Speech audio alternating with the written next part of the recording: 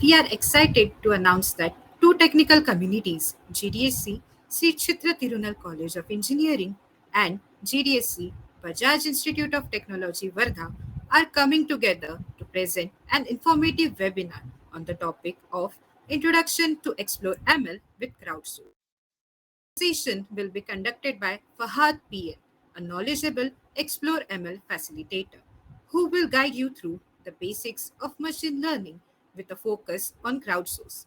This beginner level session is designed to help you get started with the world of ML and its endless possibilities. Over the course of this webinar, we will cover various aspects of machine learning, including the crowdsource app, rule-based approach versus machine learning approach, machine learning pipeline, AI versus ML versus DL, classification, regression, clustering, sequence prediction, and style transfer. In the session, you will have a high level overview of all these topics and a deeper understanding of machine learning. Now, let's move over to the learning part. Over to you, Fahad. Hello, can you hear me? Yes. Okay. Hi everyone. Okay. So today we'll be exploring about the beginner level things about machine learning. So good day everyone, and welcome to this exciting first session of Explore ML with Crowdsource. So today we will be embarking on a journey of discovery as we dive into basics of machine learning and gain a high level overview of some cutting edge machine learning concepts.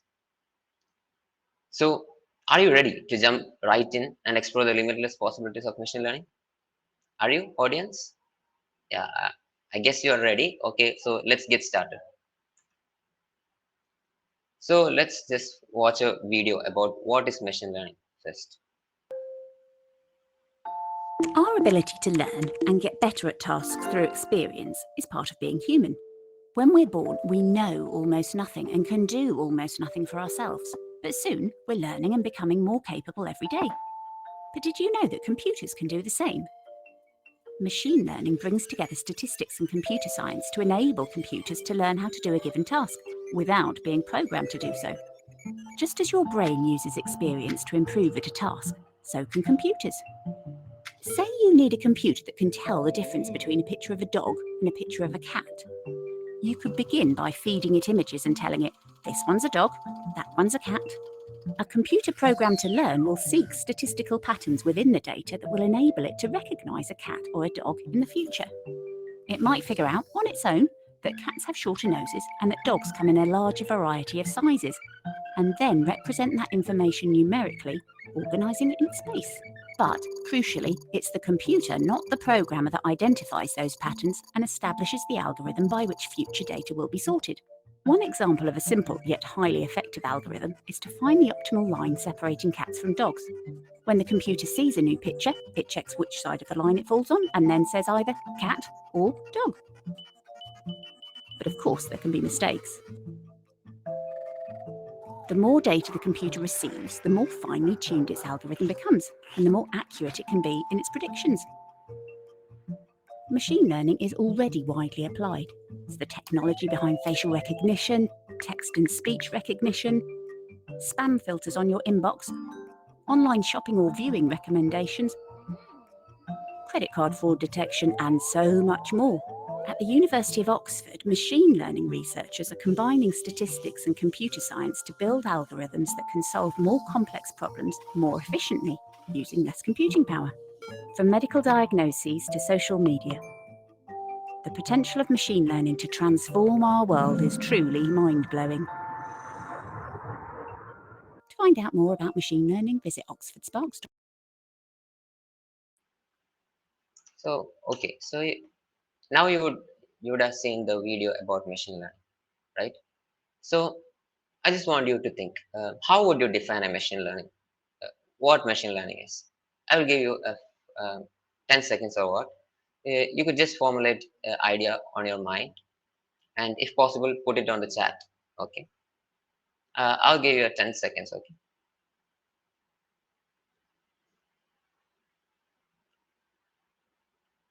Okay.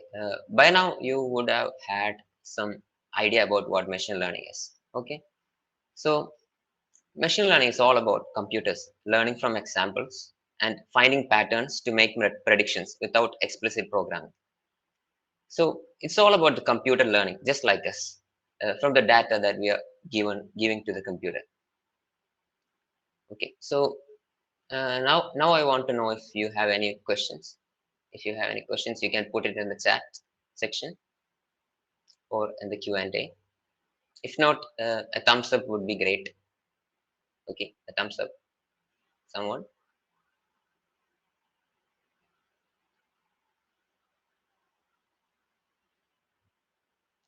Okay, yeah, great. Okay, I guess you understood what the machine learning, the term means. Okay, so I have a question, another question. So, did you find anything interesting about or surprising about machine learning in the video? You could type in the text if possible. Anything surprising you found, or are you all just some pro people in machine learning, so you don't need the basic steps? Yeah, you could type in the chat if possible.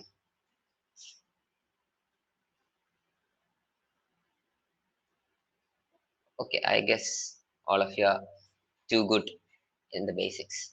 Okay, so now let's continue. Okay, yeah, Kalidas. Yeah, I think you're great. Okay, so let's play a game. Okay, uh, I want you to go to crowdsource.app and download the app. Can you do that? I'll share the link over the. I'll share the link over in the chat. Okay, go to this website and download the app. It's a Google app. Okay. Uh, Once anyone has downloaded, just put a thumbs up so we can go on further with the topic.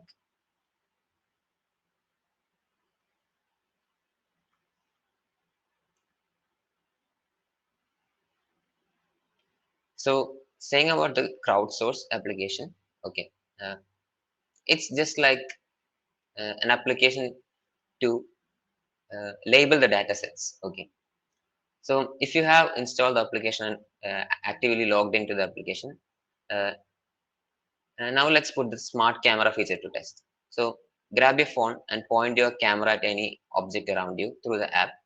Let it be a bottle, a table, a pot, a book, or anything. Okay, just try that. Uh, I'll just show you what what the outcome will be. Okay.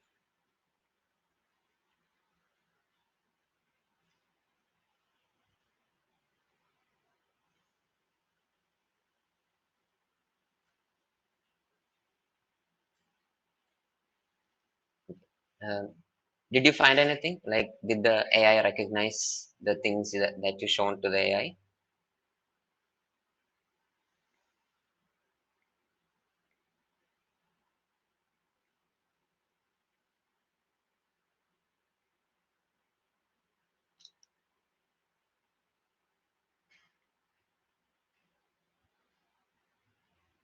Okay. Did anyone get the things right? Were you able to identify the object?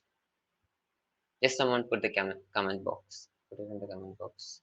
Select the smart camera and bring up your object in front of the camera and just tap on your screen. Okay. Yeah. You could see something like this. If I just shone my pen and here the AI asks whether it's a pen or not. It's a mobile phone. Okay. Yeah, they could make mistakes. So all I want to say is that uh, remember that every contribution to the crowdsource app helps in making our AI system smarter and more accurate. So just keep playing and put in more shapes, more objects, and try to label them if possible. Okay. Now, a question and answer session. Like, just let's have a discussion actually. So let's take a few moments to explore some thought-provoking questions on the slide. Okay. So let's go to the first question. How does the image identification work? Uh, Can anyone just type in the chats your thoughts about how this thing works, or how did the smart camera recognize an image? Could someone just type in the chat if possible? Yeah, someone, come on. Yeah, let's just go through all the questions. So, how is the smart camera recognizing the objects? Yeah, pour in your thoughts, guys. Just use the chat. It's for you to share your thoughts. Sensors? Yeah, we are using camera sensor. Yeah, you're right. Yeah, more than that. Yeah, Vishnupriya got it right. Like almost right. It's ML algorithms that help to detect the objects. So by now yeah, patterns. Yeah, it recognizes the patterns in objects. YOLO. Oh, I think Abhijita Shine is a bit advanced. Similar photos were labeled as item data, item name. Okay, Salo. Yeah, that's right. Yeah, seems like all of you are almost right. So basically, the classification. Yeah, it's all right. So basically, it's all about training the ML model. Like we will give a data set to the a model and identify and label it as, let's say, a pen will be labeled as a pen, not not as anything else. So when the smart camera identifies a pen, it it can find, like it can say to us that it's a pen. So that's all about the image identification things, but there are more low level things, like more things that we should learn to actually get into this machine learning field. Okay, so sometimes I guess some of you might have had like an error in the thing that smart camera showed. Like when I showed my pen, it said that it was a mobile phone. So that could happen. So just keep in mind that we need to train more to make this machine learning models more accurate. So let's play another game. Okay. So have you heard of this thing from the Google Quick Draw? I'll show you. Okay. Let's go to Google Quick Draw. Okay.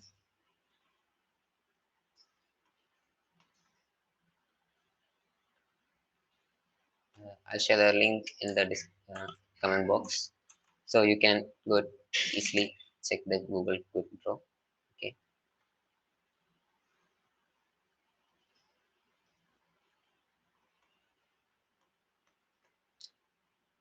Yeah. Okay. So did you click the button let's draw in the link? It's asking you to need to draw a hockey stick under 20 seconds. So let me try. Maybe I might fail, but let's see. Oh, it just identified it like super fast. You can try. Okay. Let's try skyscraper. I don't. Oh, that's super fast. Like it's this.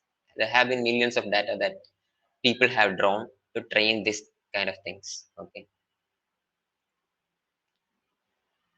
Cookie. I don't know. Cool.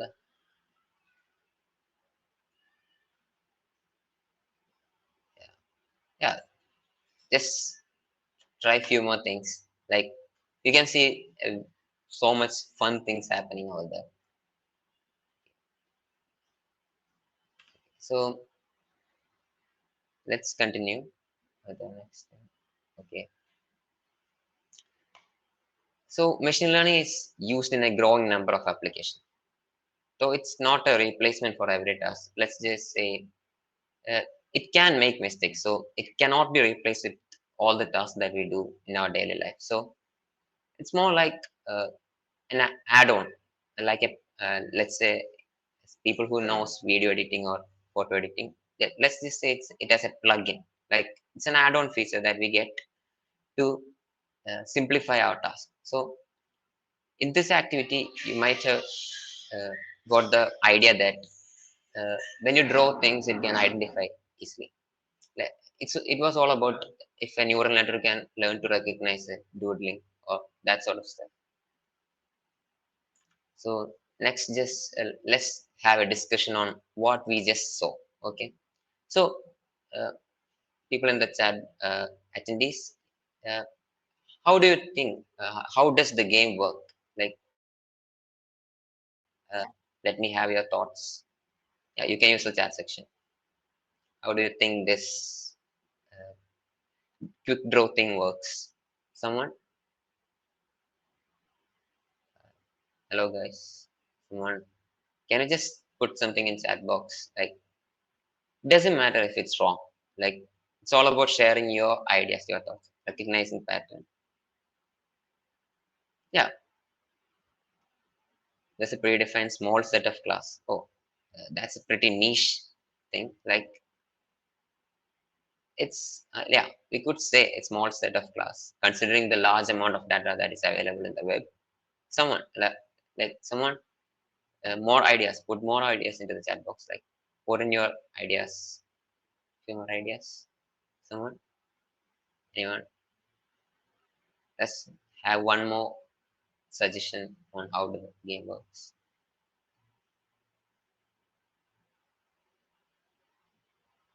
Based on machine learning, uses AI. Yeah, Atulya Sham. Yeah, she actually got it right. It was trained with drawings from other users. Cross-check related data. Yeah, yeah, that's also right.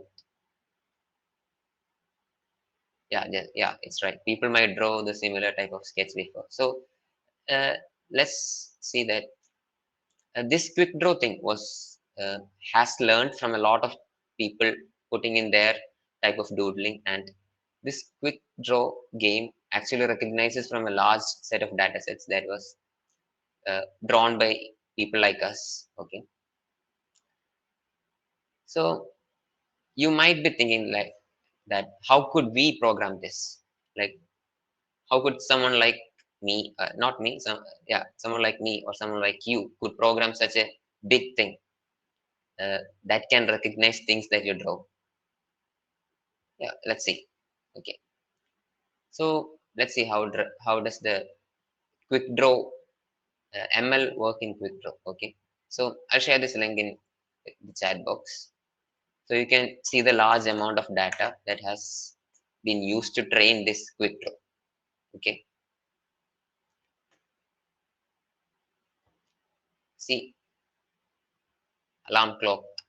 You can see a few funny things while we are trying to.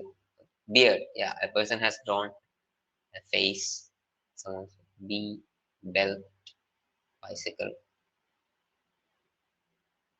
Yeah, when we browse through these sort of contribution done by common people, we can see a lot of errors as well as a lot of cool things. Okay, so it's all about machine, how quick draw uses ml. Okay, so mm, so yeah, let's continue.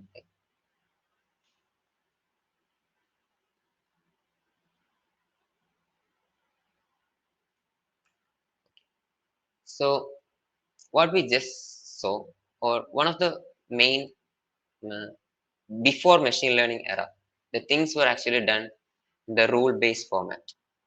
Like, you may already be familiar with the traditional programming, like where you start with a goal, write your logical rules, and refine through testing until it works the way you want it to. Like using the if else, that kind of stuff. Uh, just imagine, okay, if you try to describe a carrot the way you just described your traditional programming rules, such as those on the right side of the slide. Uh, uh, just imagine you have a picture, and there are, let's say, hundreds of pixels in the picture, and you want to say that there is a carrot in that picture. It might be like you need to write a lot of code to show that there's a carrot in the image. Like, just imagine you're writing hundreds of if statements just to uh, say that there's a carrot or there's a object in the image.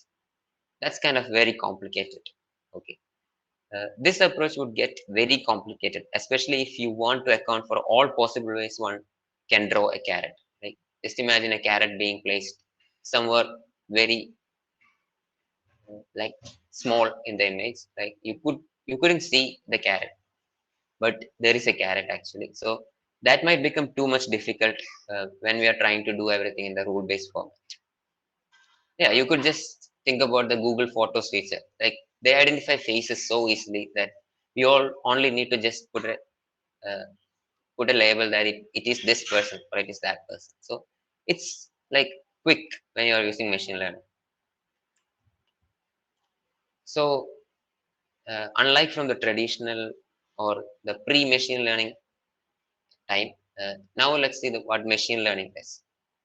So machine learning is all about framing the goal of the product.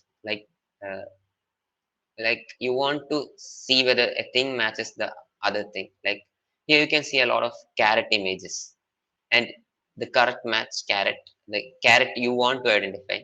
Okay, so you check with the previous data set that you have been trained your machine learning on and see whether the carrot is somewhat similar to the previously trained data sets.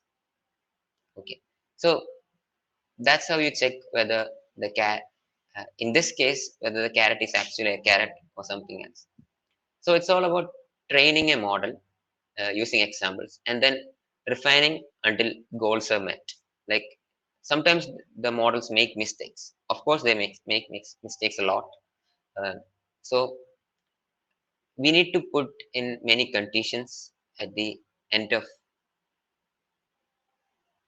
end of the output of the machine learning model, and we need to refine it to make the outputs better. So in terms of describing machine learning is an alternative approach to building software. Let's just say instead of programmers creating the rules, a model is trained with examples.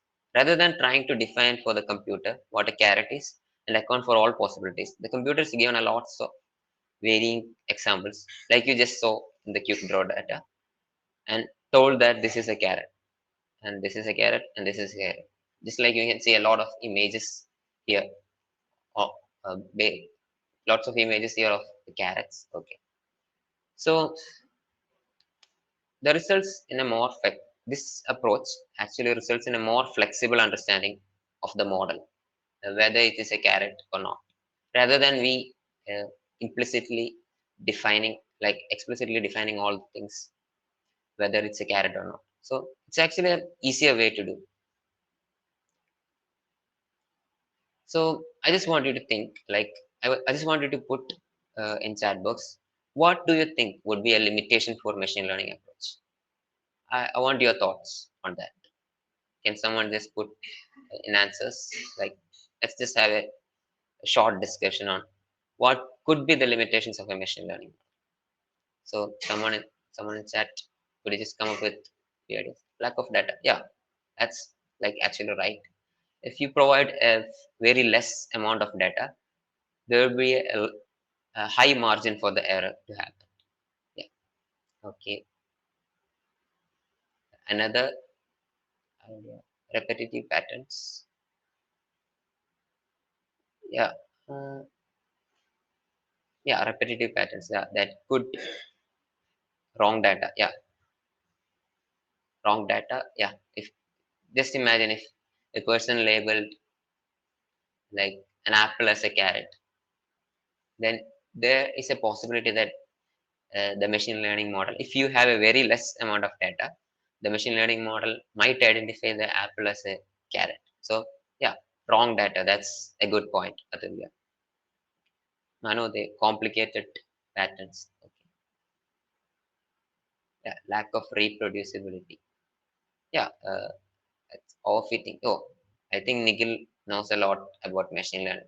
He's got the fancy term of overfitting. Okay. Yeah, overfitting. I'll explain that in the next sessions. Okay.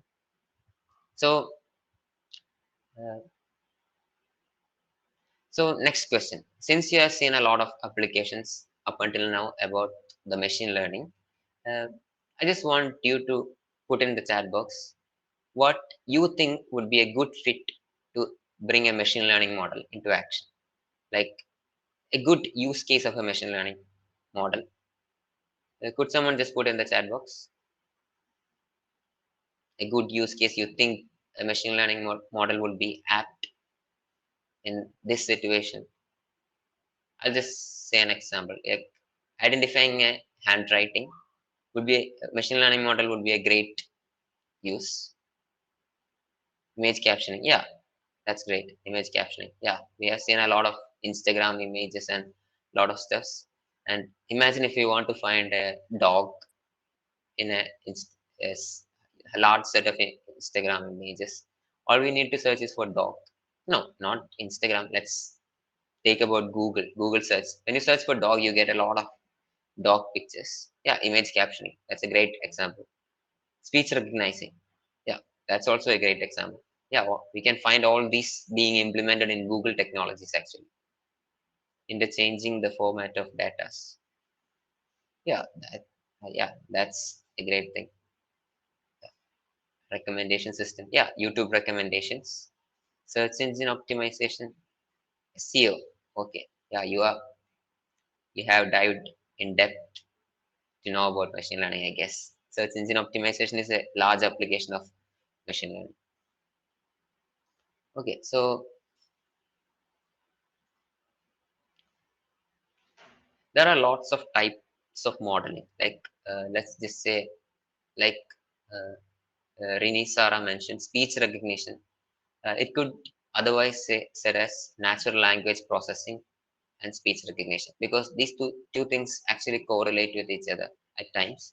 So let's imagine like transcribing speech to text and translating text from one language to another, or understanding the intent behind a spoken or written request. I think you might have seen this a lot in the chat GPT if you have used it. Like it gives all these things what we just said, like transcribing from one language to another, uh, getting the intent of speech and the like what did the person mean by the text, or and a lot of that kind of stuffs. And another way of uh, modeling is predictive modeling, like mm, predicting the things that's about to happen. Okay, like forecasting the future trends based on historical data, such as stock prices, weather patterns, or a consumer behavior. This is a type of predictive modeling in the case of machine learning. And there are a lot of stuffs like Atulya set recommender systems, object detection, sentiment analysis, a lot of applications based on ML. So let's just move. So this is a kind of quiz, okay? So I want you guys to uh, put in your answers, alphabetizing a list of song titles. Will that be suitable with rule-based approach or machine learning based? I want you to put in the answers in the chat box. Rule-based, okay? More answers. More answers.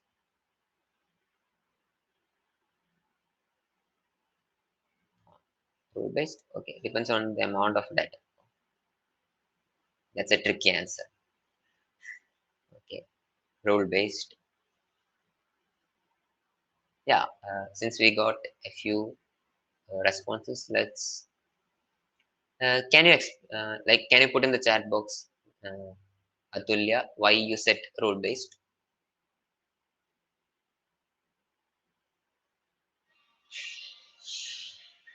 Uh, Atulya, Kalidas, Manoj, can you say why you just set rule based when there was a great thing, machine learning, lying in the options? Because it's ordering based on alphabetical order. Yeah, that's it. It doesn't need train. Yeah, you're exactly right. Yeah, it's just all about uh, ordering things. So there isn't any need of machine learning models. So your answer is right. It's a rule based approach that we will be using for alphabetizing a list of song titles. Okay. Uh, the simple explanation is that there is a fixed number of alphabets. Okay, like there are only 26 alphabets in English. So the thing that varies is not too much. Like it's accountable in just few lines of code. So we can actually uh, list in the alphabetical order much easier compared to many large number of data that we actually do use for machine learning models. So yeah, so let's have another question. So okay, yeah, you all have seen Google search, right? So what do you think? Ranking web search results rule based or machine learning based? Okay, Vishnupriya thinks it's machine learning. And then okay, yeah, could you explain a bit on why you think it's machine learning model? Infinite amount of data. Okay, large amount of data. Yeah, you're all right. And does anyone have a thought if it's rule based or not? Just imagine you're searching in Google and you want a specific keyword to be seen in a website. Let's just say deep neural network. You need that specific term in the every that you search for. Isn't it a rule based thing? Like you're saying specifically that you want a particular thing. What do you think? Like, is it rule based or machine learning based? You want a specific keyword in all your searches. Someone, can you just comment in, comment, like put in chat box whether you think if it's rule based or machine learning based. Like you're searching for a specific keyword in a XML based. Yeah, actually, both answers are right because just like I said, if you want to search for a specific keyword, you can train ML to identify prompts and give results based. Yeah, including the word. Okay, yeah, both are used actually. Like when you say if you want a specific keyword to be included, that's actually like rule based. You are um, writing out a rule to say that this word should be included. Then that's the thing I want in my search. Okay, so it's both actually. I guess you got everything right. If you have any questions, feel free to put it in the chat box. Okay. Yeah. Next question: predicting house prices based on location. So, what do you think? Rule based or machine learning based? Machine learning based. Yeah. Okay. Great. It's obvious. Like predicting. The word predicting always points to machine learning. So that's actually a very obvious thing. That's machine learning based. So next, processing online payments. What do you think about this question? Rule based. Okay. Atulya says it's rule based. Aditya says it's rule based. Okay. Rule. Yeah. It's rule based because there are certain set of rules that should be followed to uh, authenticate a payment. So that cannot be machine learning based, obviously. So it's rule based. Okay. Next, classifying an object in a photo. Just what we did a few slides back. What do you think about that? Machine learning based? Yeah, of course, it's machine learning based. So let's just uh, differentiate. Okay, what is rule based and what is machine learning based? Like rule based approach actually says that there are specific set of rules that have been predefined, and whereas in machine learning, it learns from the patterns from the data. Okay, it learns from the patterns, the data that we provide to the machine learning model. Like a rule-based approach mainly comes from it can improve only from the algorithms or the network of data that we give it to it. Like mainly based on the algorithms that we provide for the rule-based things. Whereas in machine learning, that prediction or the output can significantly be improved with the additional data that we provide. Okay. So seeing all these examples and the quiz that you have just gone through, uh, Could you just name a few more machine learning examples, use cases? Someone just thinks that we haven't told so far. A unique use of machine learning. Someone in the chat box, can you put in your thoughts a unique example of machine learning? I'll give you 5 seconds. Someone please. Interpreting sign language. Yeah, that's great. Suggestions in shopping websites. Yeah, that's great example. Self-driving cars. Yeah, Tesla. Self-driving cars. Obviously, that's all about machine learning and all that. So fraud detection in banking. Yeah, great. You guys are actually super cool. You have a great idea on what machine learning can be used and where it can be used. Okay. So now let's go to the idea to implementation phase of a machine learning model. Yes, just imagine you have a great idea and you think it can be solved by machine learning. But at times people may say that you don't actually need a machine learning model or a machine learning concept to solve this kind of problem. So we need to have a clear picture on where we should use machine learning and where we should not use machine learning. So uh, let's just see an overview of all that.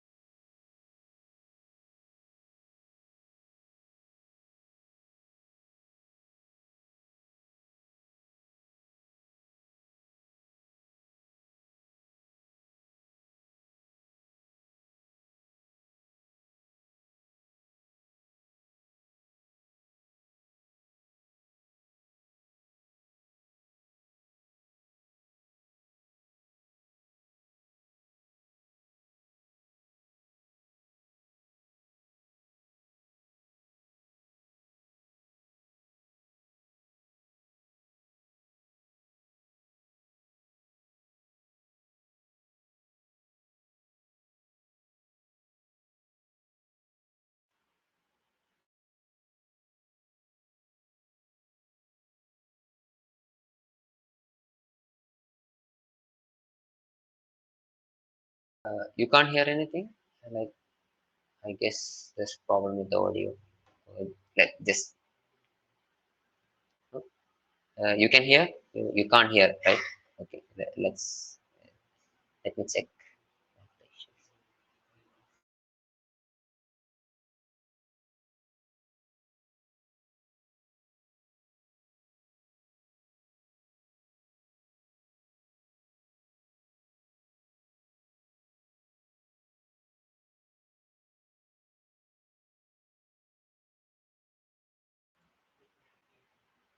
Can you hear now?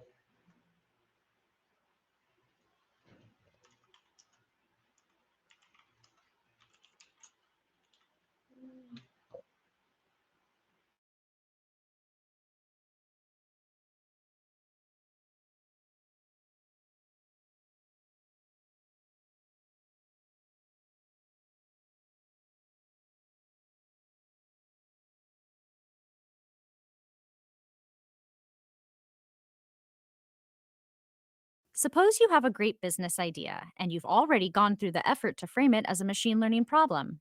What next? How does your idea become a working machine learning solution? The process has 3 phases: data, modeling, and production. In the data phase, you identify the input data that your machine learning system needs to make successful predictions.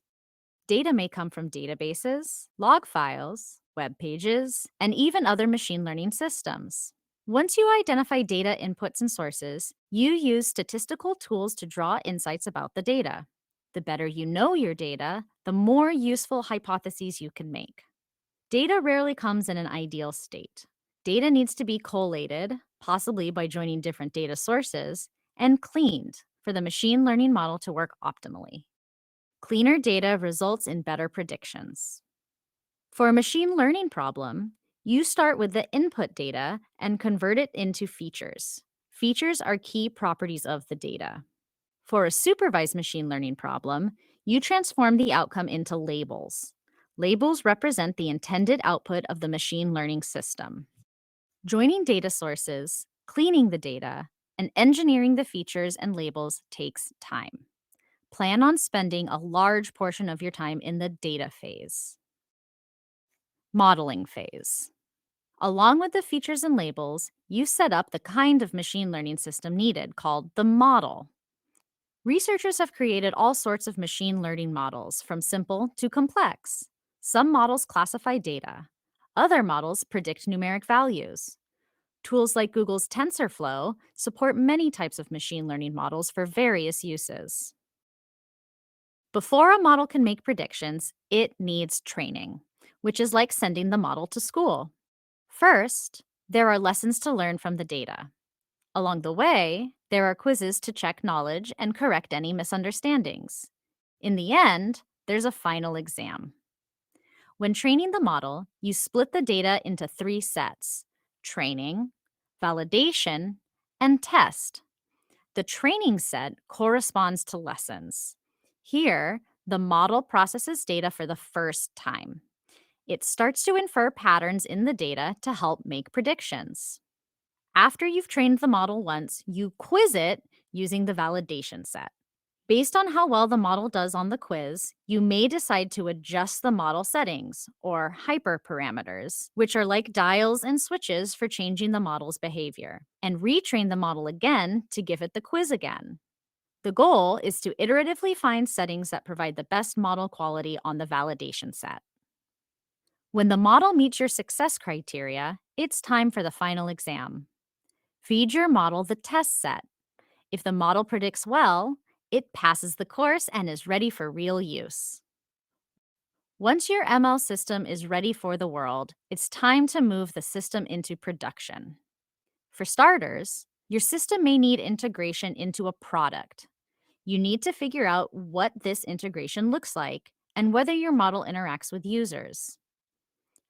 Models may need retraining on a regular basis with new data to pick up on new patterns or trends. This training could come from new data sets or from interactions with users. The system needs monitoring. This means tracking system outages, errors, data processing volume and speed, and how successfully it predicts results. Machine learning systems also require maintenance. As with any production system, this means fixing bugs, adding features that didn't make it into version 1, and the like.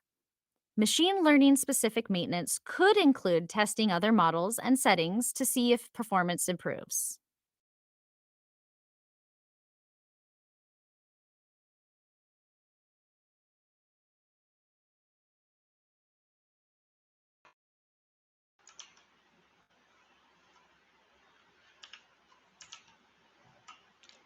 Hey guys, so I think you got an idea of implementing a machine learning model, and like where to implement, and should you actually choose machine learning model, and the whole machine learning pipeline thing.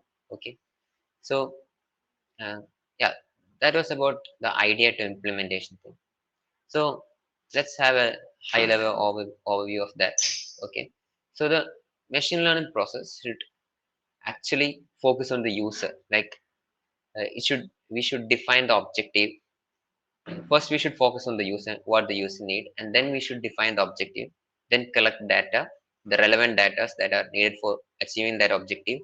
Then train and test the model, predict and evaluate. Then again, we should check on with the user. So it's a user centric. Like everything uh, starts from the user and ends with the user. Okay, so that's the whole machine learning pipeline process. So yeah, I guess you got it clear. I hope you got it clear. Yes, people, put your thumbs up if you got it clear. Mm, okay. Yeah. Okay. So I just want to share a message. Like I have pinned a message for filling a form. So do fill that form to get the certificate. Okay. So don't forget to fill that form. Okay. So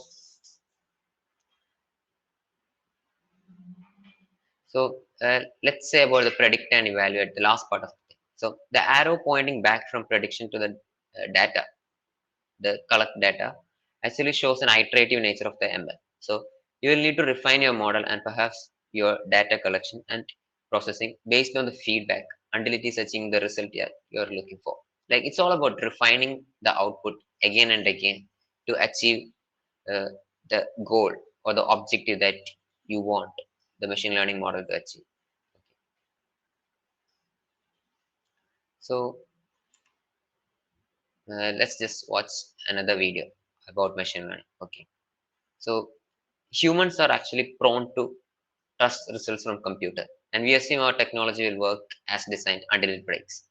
Like we all have had at least once that we tried doing something in chat gpt, and at the end the thing actually the chat gpt gave us was a blunder. Like it was a perfect wrong thing that could ever happen, that could have happened to at least a few of you. So machines actually makes mistakes, like the models make mistakes. Yeah. However, even a well-designed machine learning pipeline can experience issues when it picks up on biases found in the data. So let me summarize about what bias is. Okay, biases in machine learning mean that the computer programs used to make decisions can sometimes make the wrong choices, and these wrong choices can hurt certain group of people or lead to unfair outcomes. This happens because these programs are built on certain ideas or patterns that may not be true or fair for everyone. So an AI model can never be perfect for every group of people. So there could be some people who are just being ignored by the uh, AI model. So there are certain ideas or patterns that the models follow. So let's watch the video. Let's play a game. Close your eyes and picture a shoe. Okay, did anyone picture this? This? How about this? We may not even know why, but each of us is biased toward one shoe over the others. Now imagine that you're trying to teach a computer to recognize a shoe. You may end up exposing it to your own bias. That's how bias happens in machine learning. But first, what is machine learning? Well, it's used in a lot of technology we use today. Machine learning helps us get from place to place, gives us suggestions, translates stuff, even understands what you say to it. How does it work? With traditional programming, people hand code the solution to a problem, step by step. With machine learning, computers learn the solution by finding patterns in data. So it's easy to think there's no human bias in that. But just because something is based on data doesn't automatically make it neutral. Even with good intentions, it's impossible to separate ourselves from our own human biases. So our human biases become part of the technology we create in many different ways. There's interaction bias, like this recent game, where people were asked to draw shoes for the computer. Most people drew ones like this. So as more people interacted with the game, the computer didn't even recognize these. Latent bias. For example, if you were training a computer on what a physicist looks like, and you're using pictures of past physicists, your algorithm will end up with a latent bias, skewing towards men. And selection bias. Say you're training a model to recognize faces. Whether you grab images from the internet or your own photo library, are you making sure to select photos that represent everyone? Since some of our most advanced products use machine learning, we've been working to prevent that technology from perpetuating negative human bias. From tackling offensive or clearly misleading information from appearing at the top of your search results page, to adding a feedback tool on the search bar so people can flag hateful or inappropriate autocomplete suggestions. It's a complex issue and there's no magic bullet, but it starts with all of us being aware of it so we can all be part of the conversation. Because technology should work for everyone.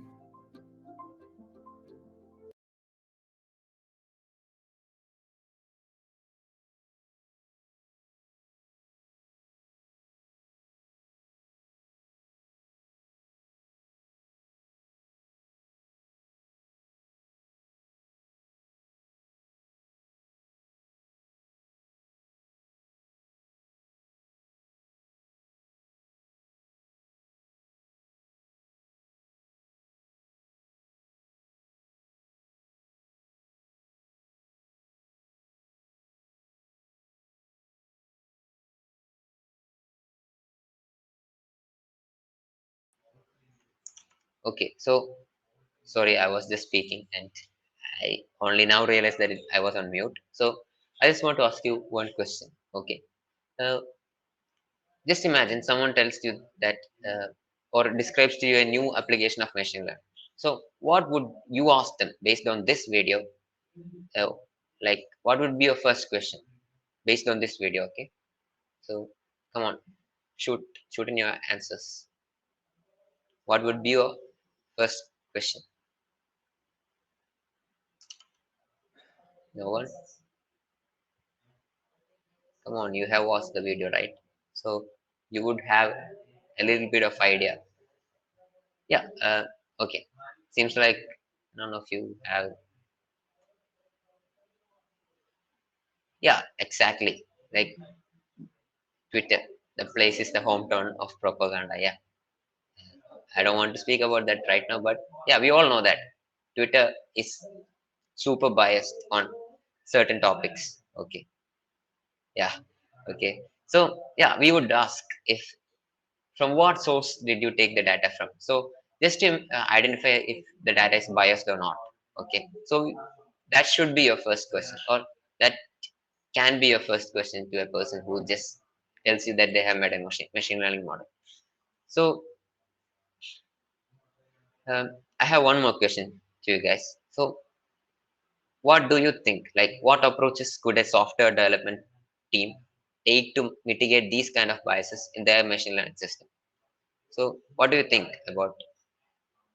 Can you pour in some answers for this question? Like, what could the developers do to overcome or mitigate these kind of biases in their machine learning system? An answer, someone please. Yeah, Kalidas, you can answer this.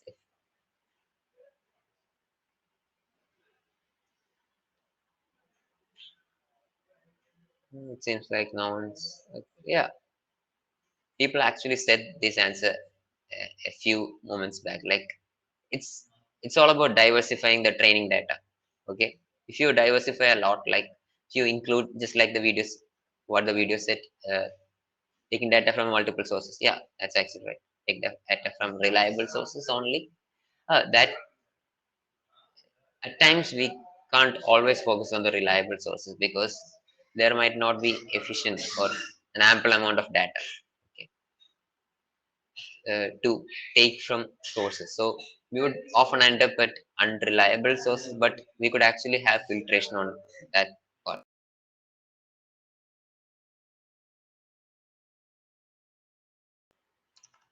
Okay, so implementing fairness constraints, like a lot of constraints uh, before the data is being used for our models, and also the best thing uh, you could use is collaborating with the experts to identify whether data is good or not.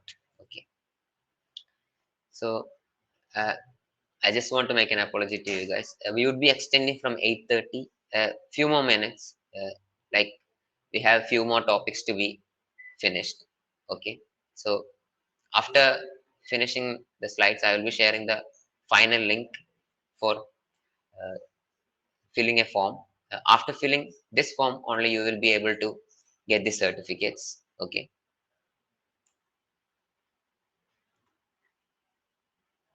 Machine learning systems require lots of data to make successful predictions. What happens when that data is sensitive, such as people's names, credit card numbers, or medical histories? Sometimes, sensitive data is needed to train a model so it can make accurate predictions. But at the same time, this data must be carefully protected. This is the challenge of machine learning privacy. Let's look at an example. Suppose you create a machine learning model to diagnose illnesses based on a person's symptoms. Someone who reports a stuffy nose and a cough might receive the diagnosis the common cold, whereas someone else with the same symptoms plus a high fever might be diagnosed with the flu. Plenty of other factors might influence the diagnosis too. Does the patient have a medical history of similar symptoms? Did she recently travel to another country or spend time on a farm with livestock? Are other family members or roommates sick at the same time? To train this model, you could feed it information about thousands of people and their symptoms, medical records, and demographic information. This data includes plenty of personal information that needs to be kept private. In addition, the data sets involved might contain other private information not directly relevant to medical diagnosis, such as patient contact information or the credit card numbers used to pay healthcare providers. What steps should you take to protect user privacy? Step 1 is to gather and select only the data that your ML system needs to achieve its goal. The less private data you have in the first place, the less you need to protect. This might seem like common sense, but it takes effort. It's easier to copy a whole database than to spend hours removing the parts that you don't need. Step 2 is to identify any data in your datasets that may be sensitive. For example, people's names, addresses, telephone numbers, email addresses, government ID numbers, and other personally identifiable information, or PII, should be kept private. Another type of private information is user-generated content, such as email messages, YouTube videos, blog posts, and any other content created by known individuals. Be sure to work with your product counsel to determine which types of information are considered private and how to handle them. You also need to make sure you have permission to use the data and whether the data has other privacy restrictions. Be sure to work with your product counsel here as well. Step 3 is to protect the private data. You can do this by controlling access to the data and your ML model, or by altering the data so it's not recognizable anymore, or both. Privacy is a critical concern in machine learning. When you maintain privacy, you build trust with users and protect your company's interests. Okay, so now you have a clear idea on what ML privacy is. Okay, so let's just summarize the privacy things. So steps to protect the user privacy. So the first step is gather and select only the data your ML system needs to achieve its goals, rather than collecting all the data that you could acquire. Okay. Now the step 2 that we have just seen is identifying the data in your dataset that may be sensitive and just filtering out the things and or making it protected. This data protected. Okay. Now the step 3 I just said, I just told the step 3 actually. So the step 3 is to protect the private data of the user uh, rather than making it available publicly. So we have seen a lot of cases of data being misused, data being sold on dark web, and a lot of that kind of stuff. So we should actually protect the data that comes through our ML model. Okay. So these are the few things about ML privacy. So we can just see what can ML do. We have seen a lot of applications until now. So it's easy to look at examples of machine learning and see it as magical. It does open a lot of new possibilities with technology. So we have already considered certain situations whether ML was necessary or not. In this section, we will be discussing what type of problems ML is best suited for. Okay. So in news articles, or let's say just Google, we have seen a lot of these kind of terms: uh, artificial intelligence, machine learning, deep learning, and often these things are used interchangeably, but actually there are a few distinctions between them. Okay, let's say AI, artificial intelligence, is defined as any technology which appears to do something smart. uh, it's obvious, like we have seen a lot of movies, okay, right, about robots getting to do things smarter than humans. So this can be anything from programmed software to deep learning models which mimic human intelligence. Okay, so next speak about machine learning. So machine learning is a specific kind of artificial intelligence, but rather than a rule-based traditional or uh, let's say conventional approach, this system learns how to do something from rather than being explicitly told what to do. Like we have seen a lot of this and examples in the previous slides. Now let's see what deep learning is. So deep learning is a specific type of machine learning using a technique known as neural network, just like simulating how our brain works. Okay. So the neural network which connects to multiple models together to solve even more complex type of problems which was not initially solvable by the machine learning or a simple machine learning models. So deep learning is similar to other ML models, and it learns through examples, just like patterns. Let's say it recognizes a lot of patterns. So it's unique because the deep learning is unique because it connects models to other models in layers in order to handle the complexity of the data, like images and other lot of stuff. Okay. So that brings us to the very simplified overview of the history of machine learning. Okay. You can actually find how the machine learning term and how the machine learning concept came into foundation in the Wikipedia. But let's say here, let me summarize a few of that things. So the key algorithms powering machine learning actually was formulated even centuries ago. Like, could you believe that? Actually, it was formulated centuries ago. The linear algebra, of course, the linear algebra, the biology, the physics. These things are the underlying things under the machine learning model. For the last few decades, there are sufficiently large amount of data that have been collected and it has been used to train the models. Uh, but they were all low quality and it was highly expensive to train. So the lack of progress and prospects led to an AI winter, which some of us might have known, which happened in the late 1980s, I guess. So at that time, the ML was considered as a waste of time. So big companies actually uh, was into ML, just came out of the ML uh, revolution. So they just thought that AI was just a rubbish thing, which cannot be achieved in the near future. So, but let's just say our past decade, the last decade that we have been living, the ML models actually had played a great role in our each of our lives. Let's say Google search, Google Photos, and what not to say, the chat GPT that we are just using right now. It's all based on the machine learning and it has made a significant uh, improvement in our life as well as significant change in our life.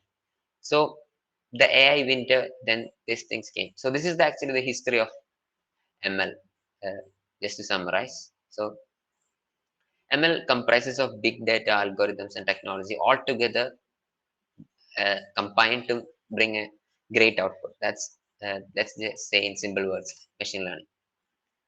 So let's just say there are a lot of type of machine learning models: classification, regression. So here you can see a classification model. Like uh, given a picture of lion, the model can identify whether it's a lion and it's whether it's a wildlife or a domestic animal, it's a mammal or a bird or such sort of things. So classification is basically just saying whether this is this thing or that thing, differentiating two things or a few other few predefined set of things. Like that's basically classification. So classification actually depends on a threshold set by human developers to the system that can distinguish between cases that might be less clear or more clear. Uh, like a simple example you could take is your email spam classifier. Like you get a lot of spam emails. Like, let's just say too much promotions, sometimes some bad kind of emails that might uh, make us vulnerable to hacking or that sort of stuff. So Google actually has a great spam classifier. So these spam mails go to the spam classifier, and these things work mainly on the machine learning models. So in the Crowdsource app, you can see these three things: sentiment evaluation, image label verification, and the smart camera you just used in the first session of this uh, workshop. So you get to see all these kind of things as the application of machine learning. Okay, so you can try it out when you get the time. Okay, so let's now speak about the regression systems. I'm going a bit fast. I apologize for that. Okay, so regression systems actually systems that output a number. For an example, how long will it take from to drive from point A to point B, or the likelihood that someone will click an ad or not. So regression is often used very much in every place that we could imagine. So let's choose an application of machine learning and determine how closely related items are to one another. Okay. So here you can see the clustering. So clustering basically means putting together things that actually have a similar kind of context, or things that actually seem similar. So here you can see the handwriting, people written in hand, 7 and 2. At times, we as humans might often get confused whether uh, confused of on the digits people write in their notebooks or papers. So actually, machine learning models also has these kind of issues. They might at times recognize 2 as 7 or 7 as 2, but this can be improved a lot upon training with a lot of data and uh, giving it diverse amount of data.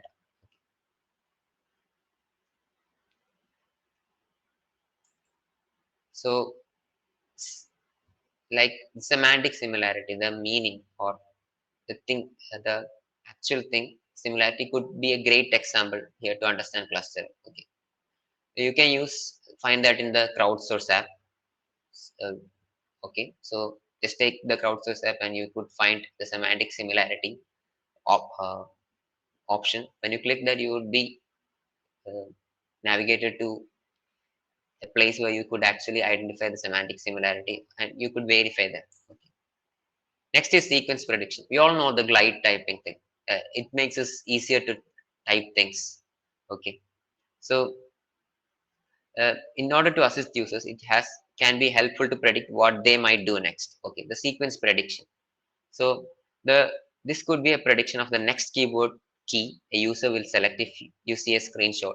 This could be used to propose a spelling correction or suggest replies to a text. We have seen this a lot, like in WhatsApp and in the Google keyboard and a lot of stuff that uh, the auto corrections and suggestions. So this is a great example for the sequence prediction. You can actually see the sequence prediction in action in the Crowdsource app, the glide, the handwriting recognition, and the translation part. You could just go through it in the Crowdsource app that you just installed in the beginning of this session. And next is style transfer. So style transfer or generation involves a training model on one set of data and then applying that model to something completely different. So it could be as seen in this example, like remaking photographs to look like another piece of art. So we all have heard about Dolly, stable diffusion, or just say Midjourney. All these kind of things are basically the generative AI that uh, creates art based on the prompts that we are given. So let's just imagine we want an artwork that looks like Mona Lisa by Leonardo da Vinci. So when we say that, the art style just becomes converted to uh, the type of textures that Leonardo da Vinci would give. So it's like style transfer or generation learning. Okay. So now that you've seen a few examples of machine learning, let's just go through some other examples and like you can tell me if you want, you can tell me which type of machine learning best describes it. Okay. So actually, when we say a problem can always be solved using multiple solutions.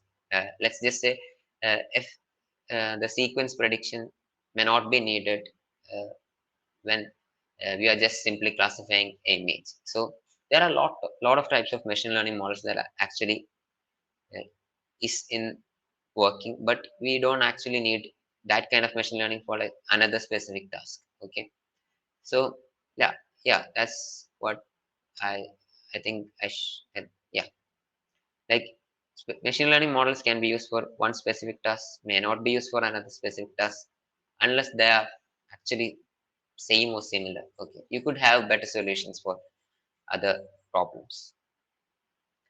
So I have just one question, yeah, a few of questions coming up. Okay, so what do you think the type of machine learning model, like recommending next word in the Android SMS app based on the words types so far? So we just told few machine learning models. So what do you think? Can someone could answer like sequence prediction? Yeah, you're right. Yeah, we just told that in the previous slides. Sequence prediction, predicting the next word the person would type or the person would intend to type. So that's sequence prediction. So labeling email as spam or not. Someone can answer. What do you think? This is what type of machine learning? Classification? Yeah, classification. Yeah, you're right. It's classification. So let's have next question. Types of machine learning. You think identifying trends amongst a group of people who have brought a new music release. Clustering. Okay. Any more answers? Okay. You're right. Salo, it's clustering. Yeah. Clustering the similar type of things to find the meaning, or let's just say find the similar things. Next question. The type of machine learning used in a board that reads the news in the voice of famous actors. What do you think it would be? Someone, can you? What do you think? Style transfer. Okay, style transfer. Yeah, you guys are getting it. It's style transfer. Yeah, you guys are super. You know the thing that you have just listened. Okay, what do you think? The determining workout activity based on the form movement. The Google Fit in our fonts actually use these kind of things. So what do you think? What kind of machine learning model would be used in this? Can someone answer?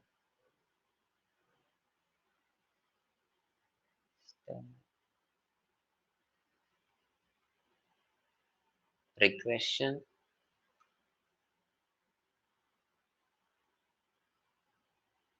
Regression plus sequence prediction. Oh,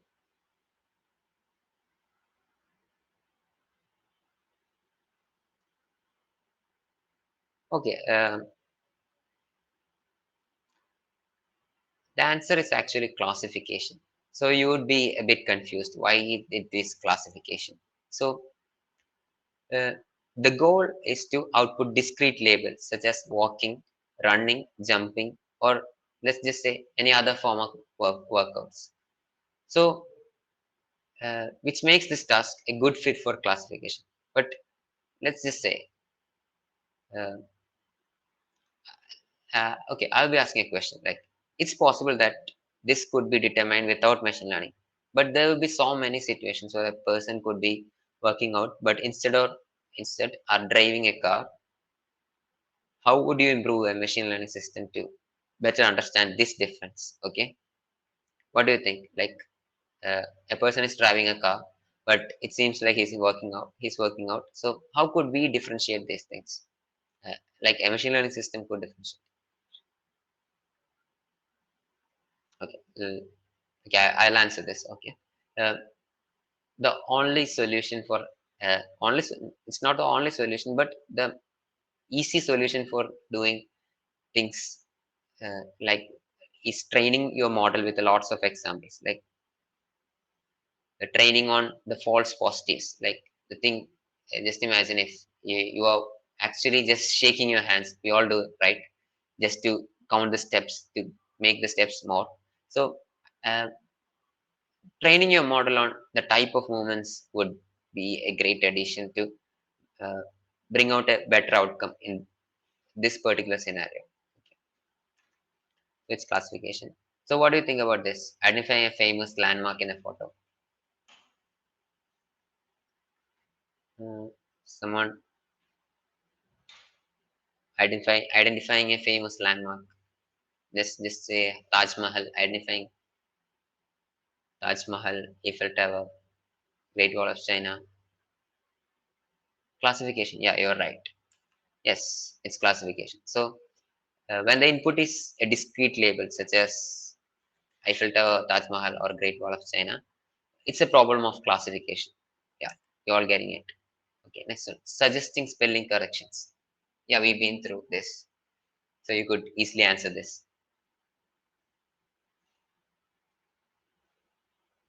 Sequence prediction.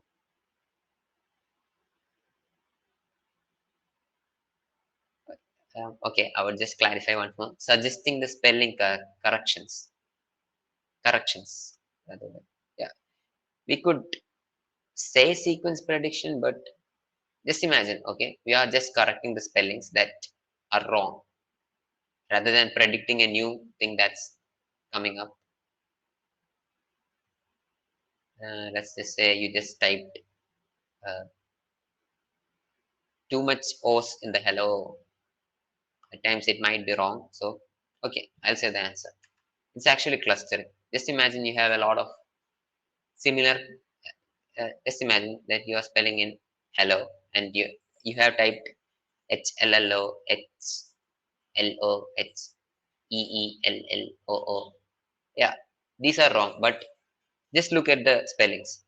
It's all kind of similar. So clustering out the similar kind of spellings and identifying the correct one, the spelling that might end up closer to the misspelled one or the correct one.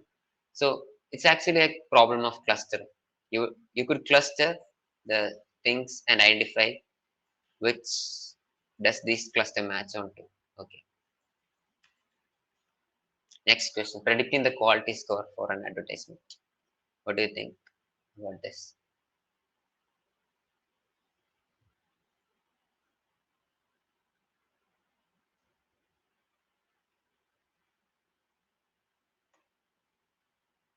What do you think about this? Regression. Yeah, you're right. It's regression. So the output of a machine learning system is a continuous numerical value. So from, let's just say, a score such as 3 out of 10 or 97%. So this is basically a regression. Okay.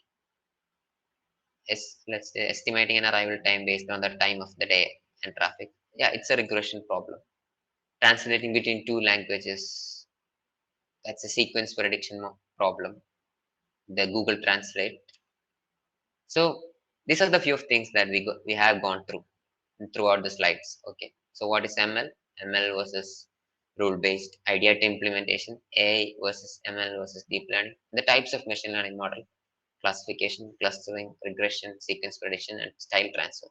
So today we have gone through all these kind of things. Okay, I guess you have got a basic idea on what machine learning is. So now to say about the Crowdsource. So Crowdsource is an app by Google. So Crowdsource Android and web apps allow users to answer quick questions in a gamified UI and help generate a diverse training data for machine learning. So actually, Crowdsource, just like the word says, it's about sourcing the data from the crowd to bring out more big, let's say, best outcome in the machine learning models by giving more data, more good data for the machine learning models to train. So now to talk about the Crowdsource app. So you could answer simple questions and earn badges and level up and connect with contributors around the world. Also, you also get to contribute uh, uh, to make a big difference in the machine learning world, or just say the Google products that you use every day. So that's all. Like you can use Crowdsource app and you can earn a lot of badges and level up, and you can just showcase it in your LinkedIn or anything. Okay, yeah. Okay, thank you everyone. So that's a wrap up. So uh, please do fill the post workshop form that I put in the chat box. I have pinned it, so don't forget to fill it. Okay. I guess you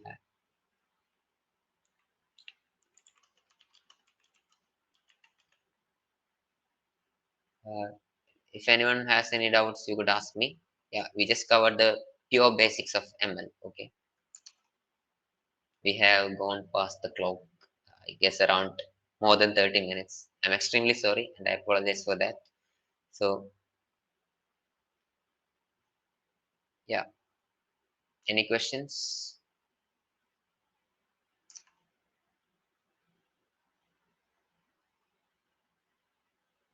I guess there aren't any questions. So,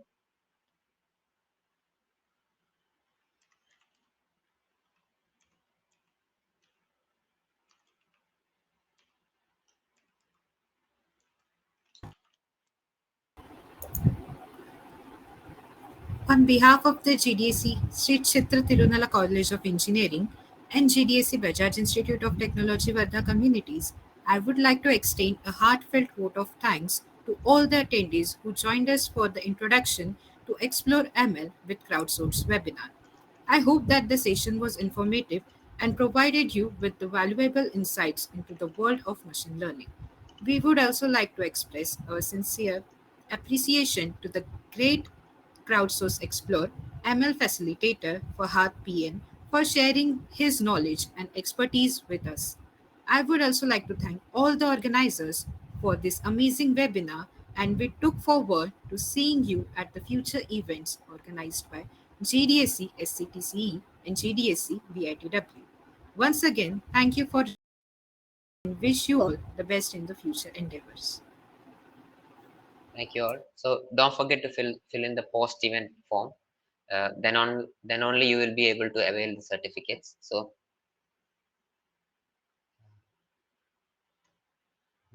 you should do share it with your the attendees from your college also.